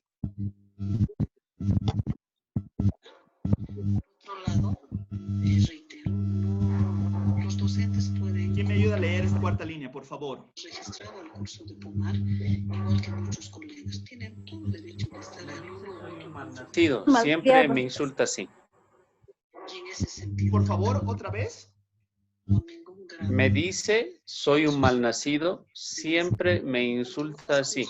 Excelente. Ahora va el elemento comparativo. Esta cuarta línea, ¿se parece a la anterior o se parece a las dos primeras? Es decir, ¿qué tipo de categoría debería poner para esta línea? Violencia verbal. Violencia verbal. ¿Violencia verbal? Excelente. Voy a mi lista y digo violencia verbal. ¿Será violencia psicológica? También. Excelente, entonces lo pongo. Y me voy directamente a mi nota 4. Con una calendarización de tareas administrativas y académicas, pues es una materialización de una visión de un plan. Por supuesto, un plan debería tener más elementos. No es la asociación la que va a elaborar y preparar este documento, sino el conjunto del consejo facultativo en el marco de las propuestas que lleguen, ¿no? Por eso es que yo creo que se han dividido un poco y la directora de trabajo social hace llegar un reglamento y el otro señor hace llegar una calendarización, supongo que van a la primera parte del documento de ejercicio del honorable consejo facultativo. ¿Qué escribo sobre esta cuarta línea? La que me ha dicho, me dice soy un malnacido, siempre me insulta así. Recurrencia de maltrato, violencia verbal.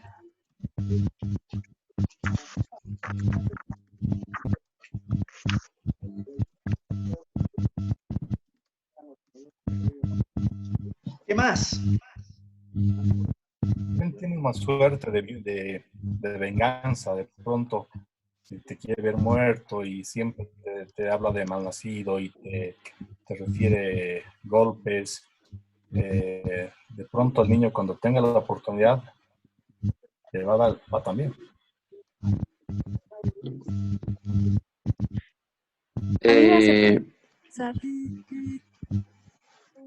Perdón. Sigue, por favor.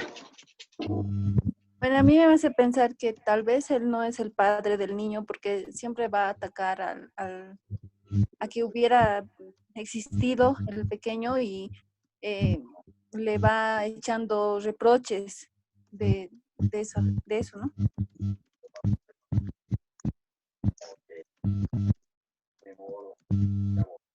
Estoy siendo muy redundante, pero bueno, creo que se va a entender.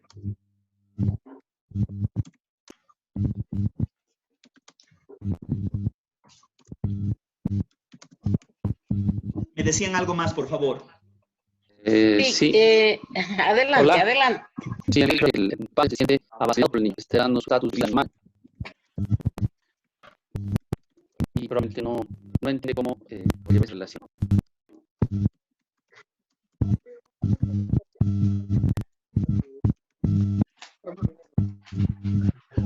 ¿Qué más? ¿Y algo más, por favor? Sí, está culpando al niño de sus frustraciones, porque él cree que la solución es que no es él, cuando en realidad el problema es él, no el niño.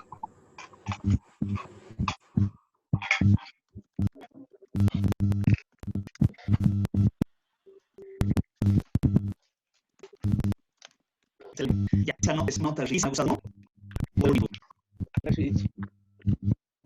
Tengo una pregunta. Por favor.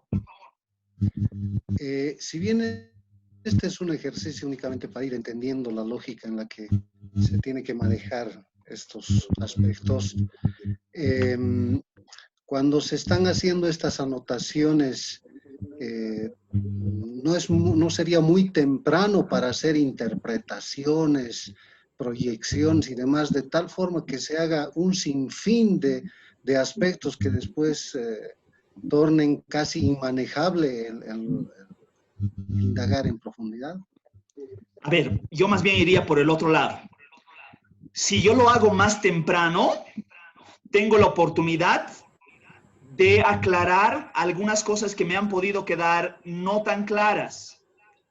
Por lo que acabamos de leer hasta ahora, ¿sabemos que es su padre biológico? Creo que no. Habría que averiguar más. Sumado al hecho de que metodológicamente, yo les decía, es conveniente no ser el picotazo, en el sentido de que si yo voy explorando otras entrevistas más, me voy a cargar de información cuando con 5 líneas vean cuánta riqueza he sacado en poder entender este fenómeno de investigación. Por eso, recuerdan la presentación 1 que teníamos. En el análisis cualitativo, el caso a caso importa, e importa mucho. Y yo necesito conocerlo a profundidad. Entonces, al analizar una fracción tan pequeñita, me estoy permitiendo como investigador explorar lo más profundo posible esta primera indagación que habría realizado. ¿Ya? Esa sería la lógica, más que anticiparme a hacer, estoy conjeturando, ¿no es cierto? Esto no está escrito en piedra. Estoy realmente haciendo un primer bosquejo de mi comprensión con 5 líneas, ¿no? Estoy utilizando 5 líneas para comprender este fenómeno de estudio que es ya de por sí, por la entrevista desarrollada, es compleja. Entiéndase algo más. Piensen que esta entrevista habría durado, no sé, 20 minutos. Y resulta que estas 5 líneas es proceso de la primera reducción. ¿No es cierto? Es decir, pude haber realizado una primera reducción donde solamente estaba explorando en relacionar los aspectos más relevantes de esta entrevista que vinculaba a la temática general que era violencia intrafamiliar. Y ahora, de violencia intrafamiliar, yo estoy rescatando al interior de esas 5 líneas una comprensión más exquisita de decir violencia física, violencia psicológica, violencia verbal, no sé, muchos aspectos más. No sé si he respondido a la pregunta, pero desearía ampliar más la respuesta, terminando el ejercicio con la 5ª línea, por favor, si me permiten.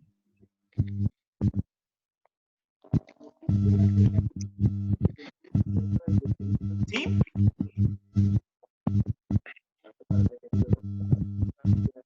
Haremos esta 5ª línea. ¿Sí? ¿Quién me ayuda leyendo, por favor?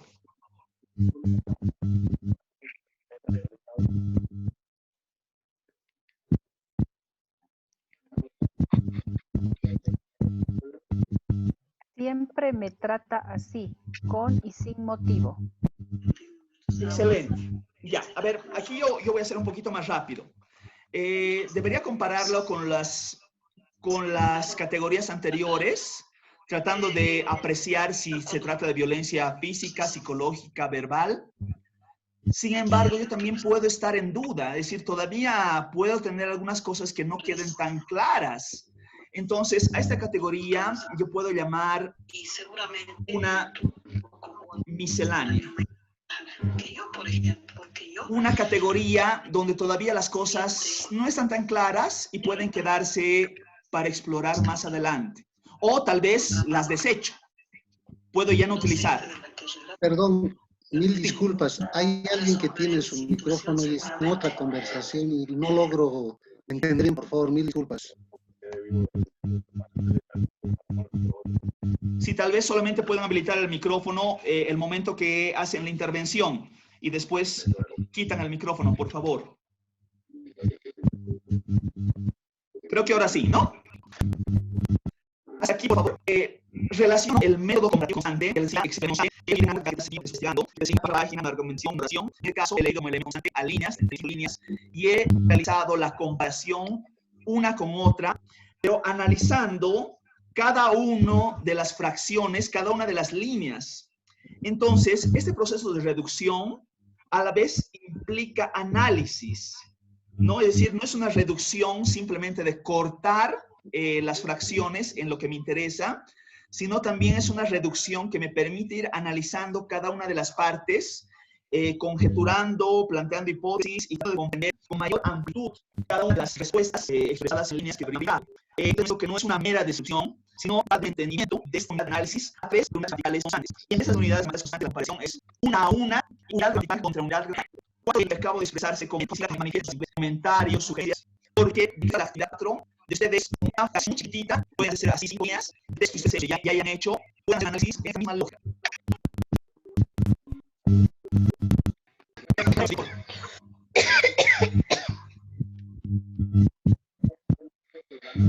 Ahora sí, me indican, por favor. Por favor. Cada línea, bueno, en realidad cada párrafo se puede considerar como una unidad gramatical en el caso de este tipo de textos para nuestro propósito de investigación. Yo elijo la unidad constante. Para el ejemplo que hemos hecho, era línea a línea, ¿no es cierto? Oración a oración o párrafo a párrafo. Pero en la lógica metodológica es contrastar una unidad gramatical de característica similar, una con otra. Si ustedes han visto, yo he elegido línea a línea porque cada línea estaba expresada como una oración y cada oración en sí misma tenía un sentido, tenía una lógica. Entonces, línea a línea me ha permitido hacer el entendimiento. Si ustedes ven que dentro de su documento la línea no tiene un sentido gramatical por sí mismo, es posible tomar un párrafo. Entonces yo tendría que comparar párrafo contra párrafo contra párrafo contra párrafo. ¿No es cierto? Doctor, ¿puedo intervenir? Por favor. Claro, es que yo no estaba entendiendo el concepto de unidad gramatical. Si es que vemos desde la lingüística ese concepto, ¿sí? Sería una unidad gramatical. Para mí sería, en cierta forma, una oración, porque eso es que tiene un sentido completo. O sea, una oración tiene un sentido completo porque consta de una oración. Ahora, normalmente los párrafos están compuestos por oraciones y deberían ser 3, 4, mínimo, máximo 8. Y ese es el problema que tal vez enfrentamos todos los profesionales, lamentablemente, que nos cuesta o no tenemos la suficiente conocimiento sobre qué es un párrafo, qué es una oración. Entonces, a la hora de transcribir las entrevistas, nos enfrentamos con ese problema. Y obvio, si hacemos este tipo de análisis, que es el método comparativo constante, tengo que tener una transcripción, para mí, ¿no? Desde mi punto de vista, tengo que tener una transcripción de tal forma que separe oraciones y estas oraciones me den un párrafo, porque si no hago esa transcripción no se va a entender. Claro, no tiene sentido. Claro, no tiene sentido. Entonces, claro, cuando este tema que hemos analizado del niño, obvio, expresa oraciones con sentido, ¿no? O sea, tienen verbo. Me ha golpeado, siempre me golpea, o sea, hay oraciones, ¿no? Eso solamente. Miren, les voy a compartir el texto original, que decía de Discovery of Grounded Theory. Y la traducción al español siempre es a veces no tan fiel, ¿no? Entonces, en el texto original dice, lines express as sentences. Es decir, sentences entendido como una oración, digamos, ¿no? Es decir, como una sentencia, se podría decir, ¿no? Entonces, comparto, tal vez no hay la precisión de decir que una unidad gramatical trate consigo una oración, pero yo pensaría que si yo agarro una palabra, no tiene mucho sentido, ¿no? De hecho, puede descontextualizar la comprensión en el sentido del análisis que acabamos de hacer. Habrá que utilizar oración a oración, a oración, a oración. Esa oración por sí misma tiene un sentido propio. Por eso creo que acertadamente, no sé si es preciso dentro de la lógica más técnica, el decir una unidad gramatical es lo apropiado. Sí, sí, sí, profesor, es lo más apropiado, porque una oración puede constar de una sola palabra. Si yo entro al aula y les digo, párense, esa ya es una oración y tiene verbo. Entonces, lo mejor es manejar unidad gramatical. Fabuloso, fabuloso. Como les decía,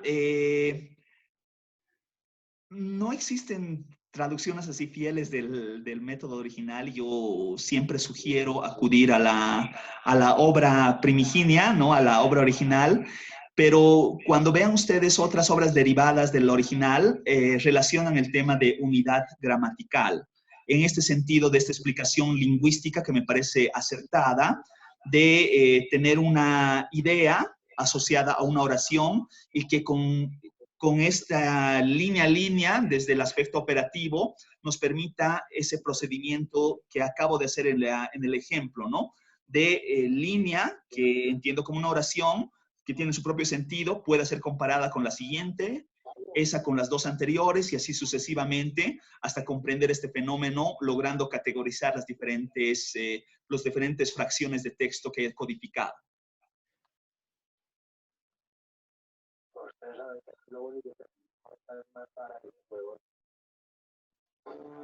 ¿Qué más?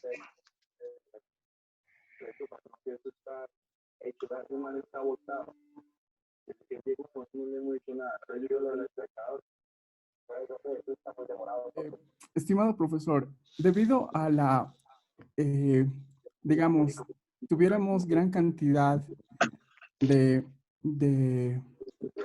memorándum, de notas o codificaciones y no sé, ¿cuál sería tal vez una primera técnica para minimizar, intentar minimizar o aglomerar conceptos o ideas?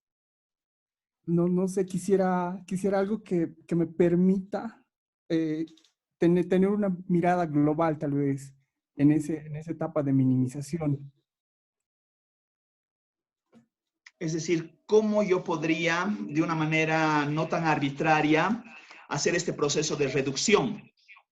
Sí. ¿Esa es la consulta? Sí, así es, sí. A ver.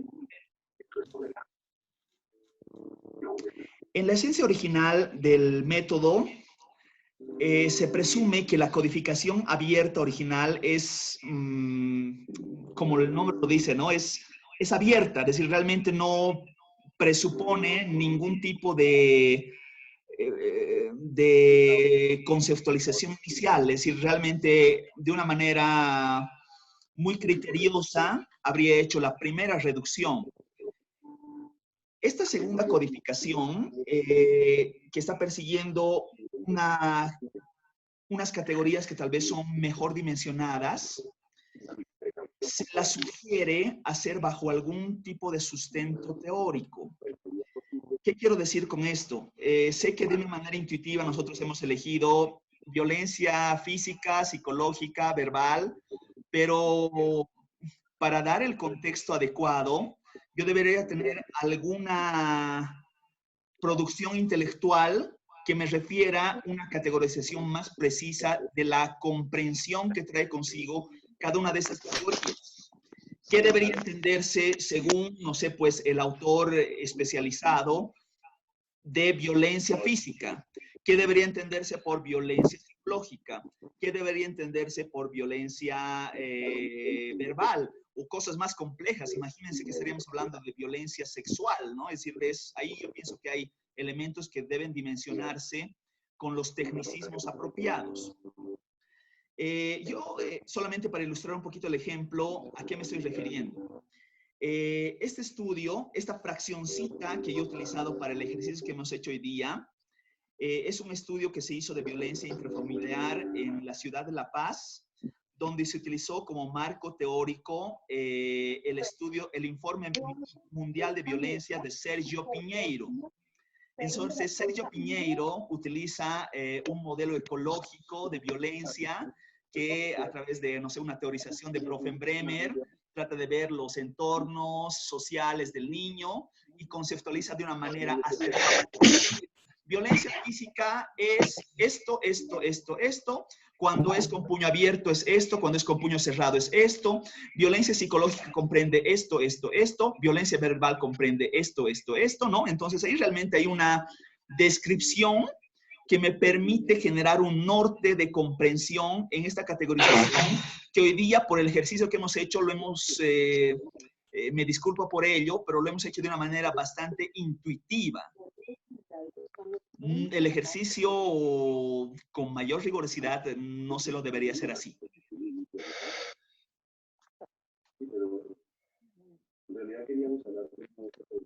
Profesor.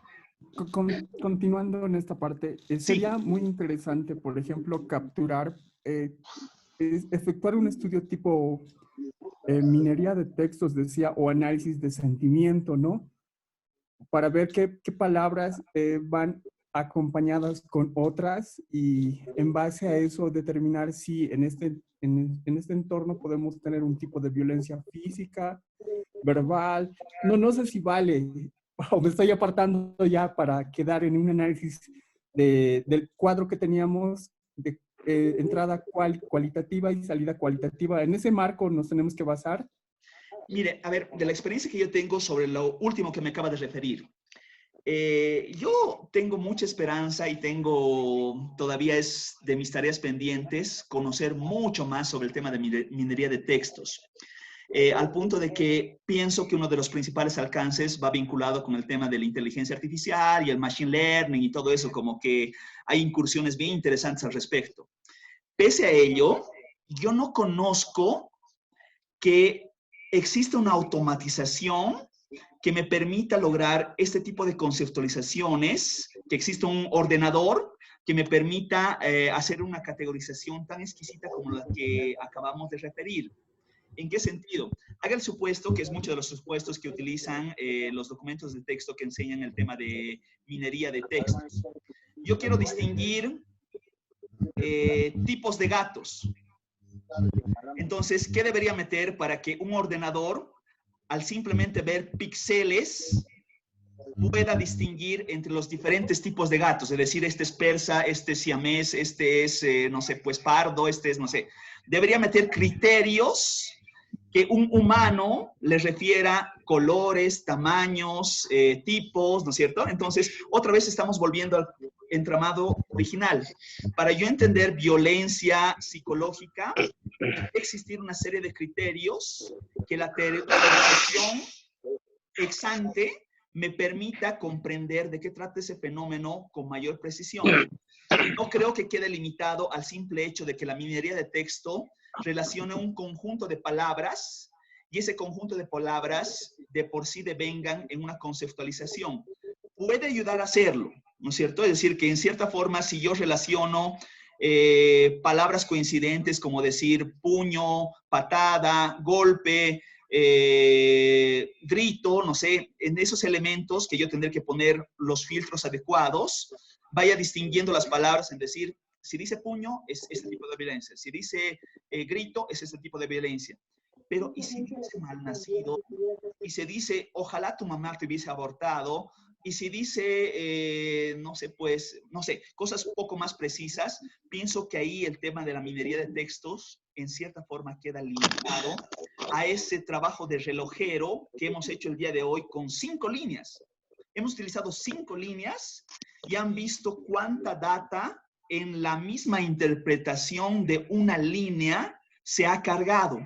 Por eso quiero hacer una clara distinción en la panacea de lo que es la minería de textos, que es sumamente interesante, de esta otra lógica que requiere mayor profundidad de análisis en ciertas manifestaciones que pueden ser más densas en su entendimiento.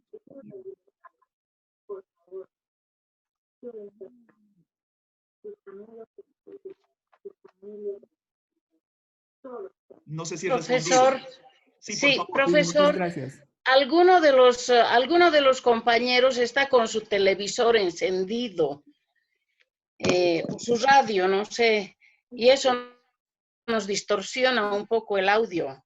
Creo que de los que veo que están con el micrófono prendido son Hernán y Karen. Creo que Rodrigo también está, pero no percibí interferencia.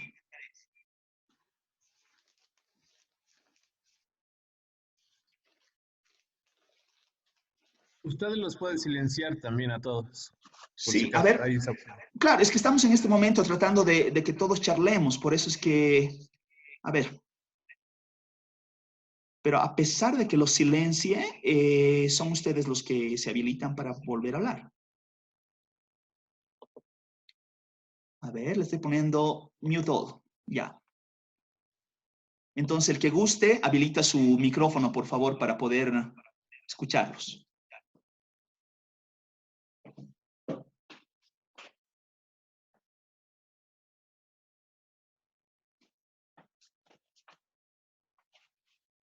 Ya.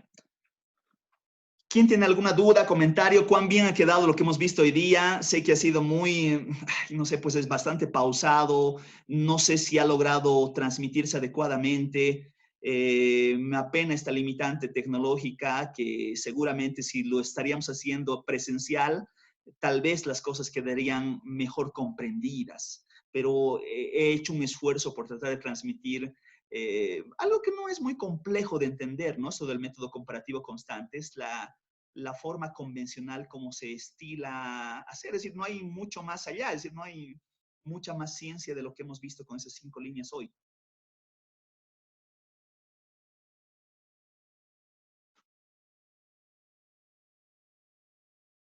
Solo, doctor, no he comprendido mucho sobre la minería de textos, pero me imagino que en algún otro momento vamos a hablar sobre ello, o ya se ha hablado, no lo sé.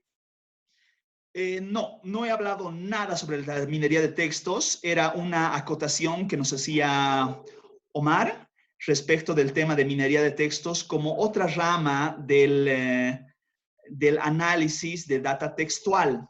Recuerdan que el jueves, yo les hacía una ilustración donde decía data cualitativa, análisis cuantitativo. Y les decía, ahí va todo esto del text mining y todo eso. Lo cierto es que el contenido de este módulo no pretende ver minería de textos. Sin embargo, si es deseo de una gran mayoría, yo puedo brindarles bibliografía que apoye en lograr un mejor conocimiento de qué trata el tema de minería de textos. Estaría muy limitado, tenemos un par de clases más, querer hacer algo sobre minería de textos. Pero a ver si me permiten para otra vez volver en esto de la minería de textos para que no quede tan hueco. De los textos que ustedes tienen, piensen en una entrevista transcrita donde resulta que logran 20.000 caracteres de una entrevista de un par de horas. De esos 20.000 caracteres, lo que hace la minería de textos es procurar que los caracteres que son texto se conviertan en guarismos, se conviertan en cuantías, y esas cuantías, al ser un número real, pueden traducirse en cualquier tipo de análisis numérico, matemático, estadístico. Básicamente, eso es lo que hace la minería de texto en términos muy groseros, ¿no? Muy genéricos. Entonces, ese análisis de textos lo que va a hacer es propiciar a generar algo que muchos de ustedes conocen, posiblemente histogramas, diagramas de dispersión, posiblemente algún diagrama de frecuencias, posiblemente alguna distribución, posiblemente alguna gráfica. De eso trata la minería de texto en esencia. De que existen incursiones mucho más interesantes, sobre todo con lo vinculado con la Big Data, por supuesto que las hay, y ya decía, necesitaríamos otro diplomado, posiblemente una nueva maestría que nos brinde el alcance suficiente para hacer solamente minería de textos. Parte de la propaganda es que yo había ofrecido un programa, es decir, un contenido al CEPIES que relacione el uso de minería de textos con Python y con R y pueda brindarles algún tipo de destrezas. Pero el simple hecho de manejar R, no sé cuántos de nosotros tenemos la destreza de poder programar en R, que necesitaríamos algo como eso. Quiero decir con esto es que se requiere otro tipo de conocimientos para explorar un poco más el tema de minería de textos, que no sería el alcance que tenga consigo este pequeño módulo de par de semanas.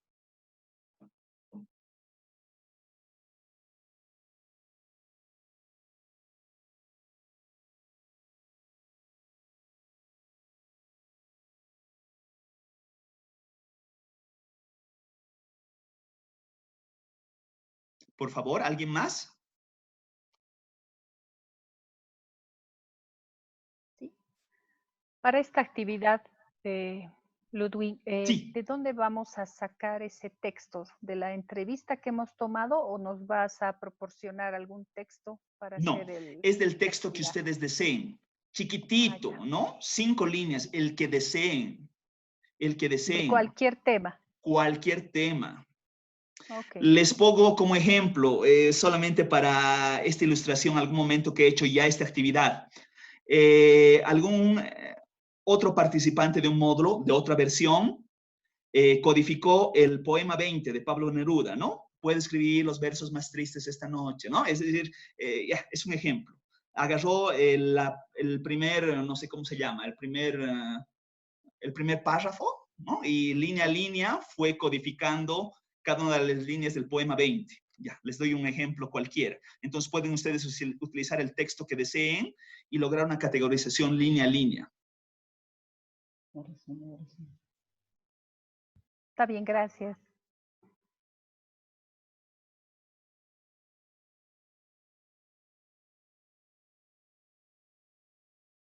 ¿Estamos completos? ¿Queda clara las dos actividades que nos tocan?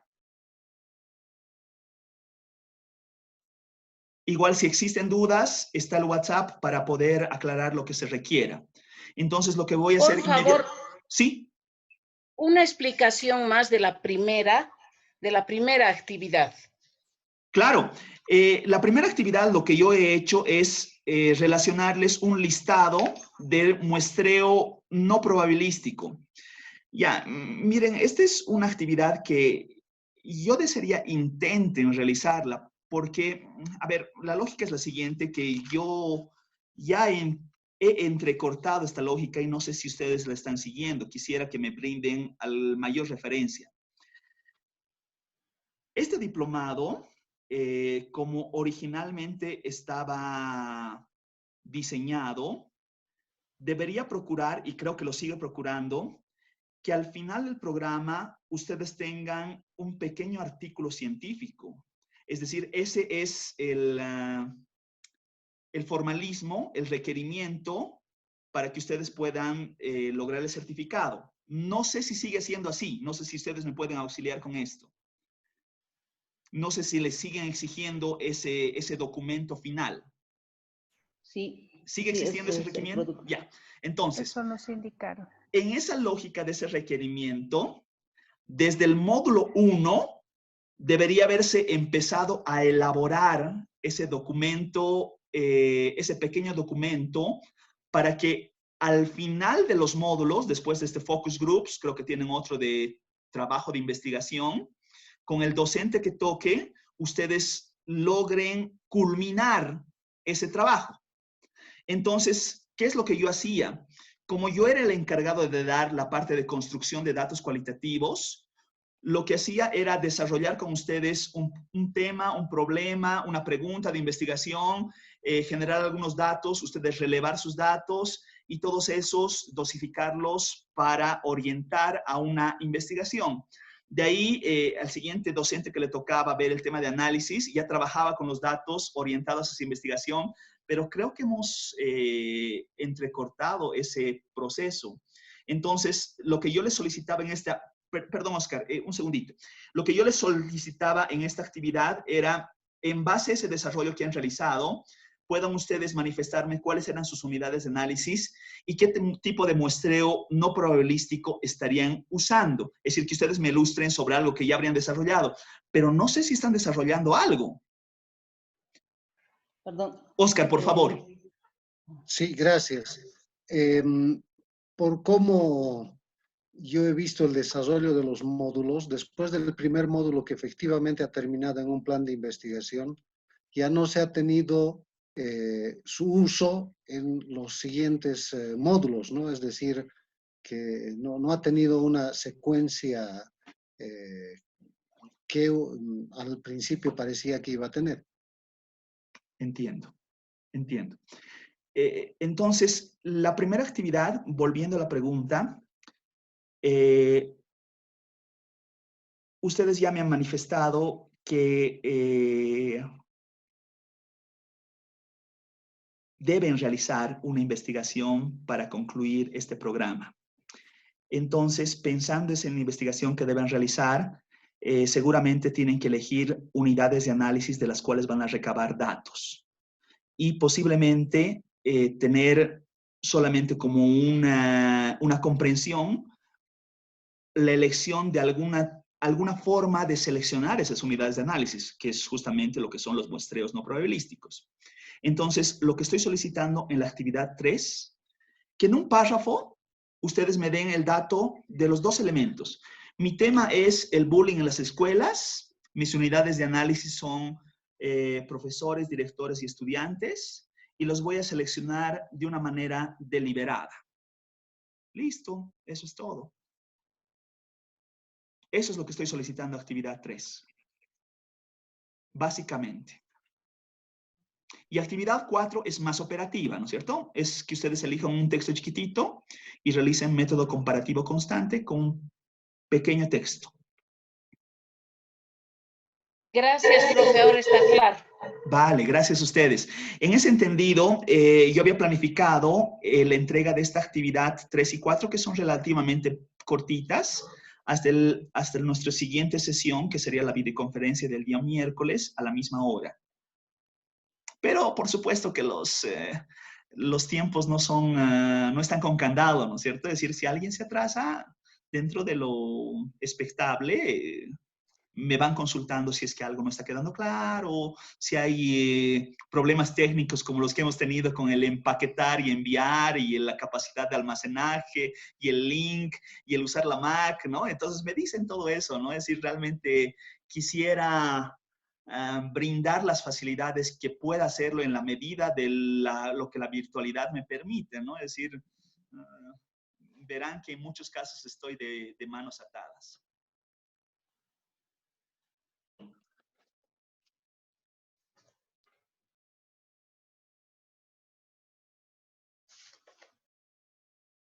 Ya, ¿qué más?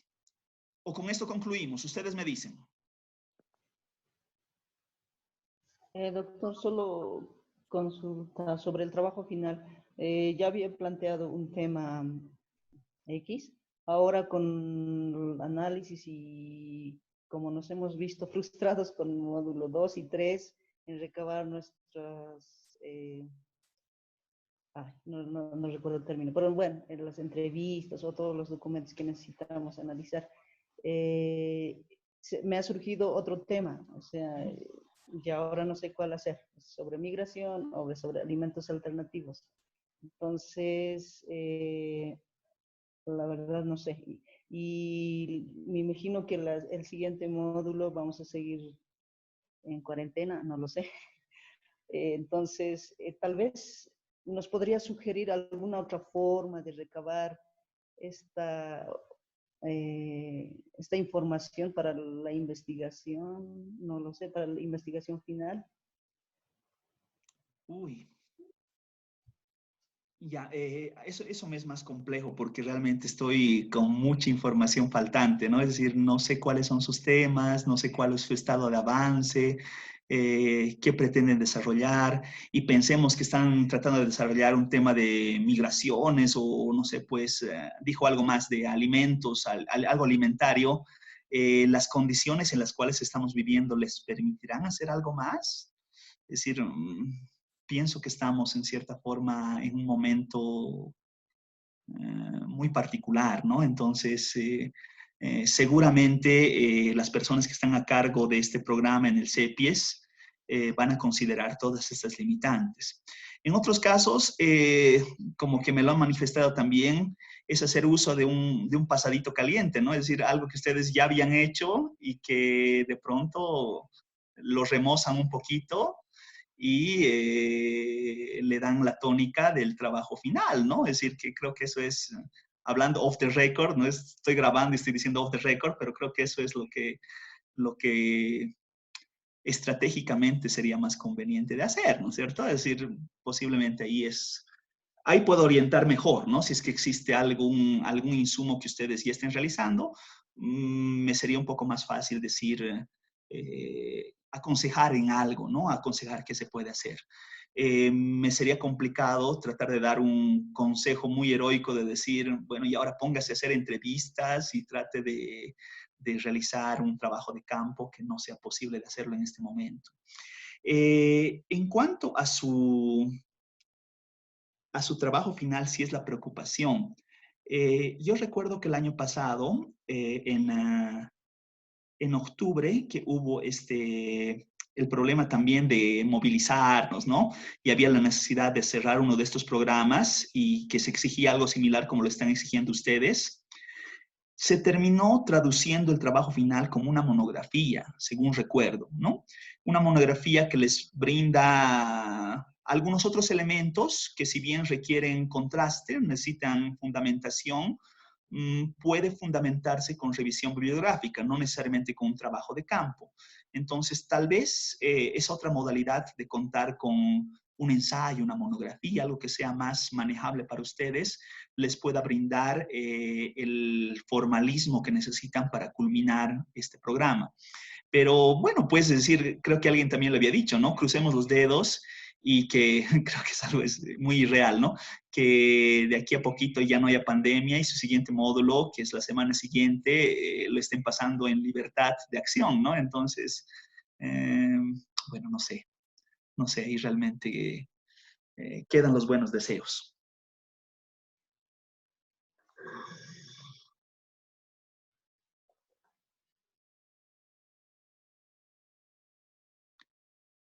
Bueno, creo que estamos con todo. Ya, si me permiten, entonces aquí pauso y este video que hemos conversado ahora lo subo, les paso el link y cualquier duda que tengan sobre el mismo, con mucho gusto. Nos vemos el día miércoles. Fantástico, mil gracias. Gracias a ustedes.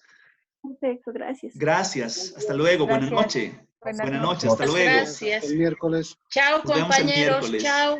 Gracias, hasta Chao, luego. chao. Hasta luego a todos. Chao, chao. Chao, doctora. Hasta luego. Chao.